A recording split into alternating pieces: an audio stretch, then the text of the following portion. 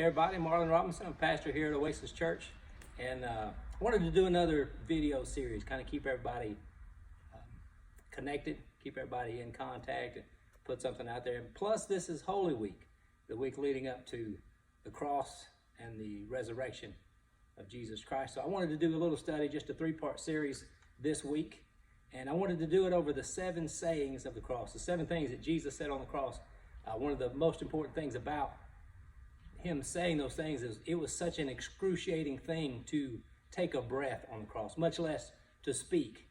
And Jesus from the cross speaks 7 times. So I want to talk about those 7 things that he said, and I can't go into a lot of detail because it would take a lot of time, but I'm going to hit on 3 things in these 7 sayings in these 3 video series, and we'll talk about Jesus' divinity, his humanity, and his victory.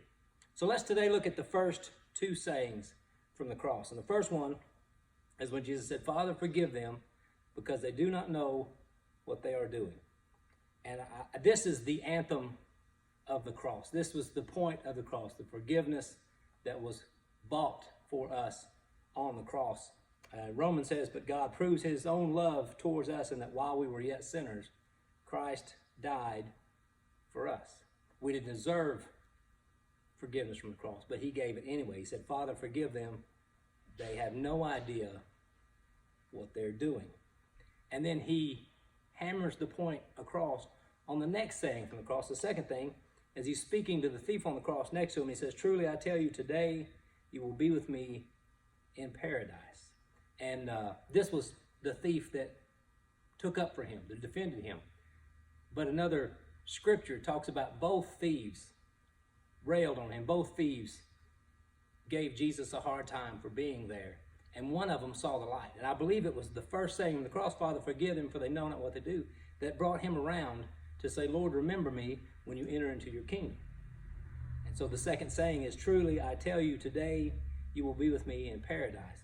And I want you to keep an eye on who he is talking to. He's not talking to the priests. He's not talking to the rabbi. He's not even speaking of his disciples. This is a thief dying next to him for living his life however he wanted to live it. And he tells this thief, "You will be with me in paradise today," simply for trusting, simply for believing. There is that hope that comes from the cross, that you've not gone too far, you've not done too much. There's still a chance, there's still hope, there's still forgiveness at the cross. So the first 2 sayings from the cross talk of Jesus' divinity, that he was all God, and yet he was still all man. So we'll look into his humanity in the next video. I want to thank you for watching this. It's good to be with you again. Like it, share it, comment. Please let us know.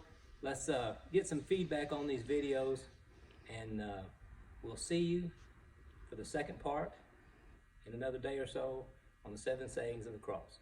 God bless.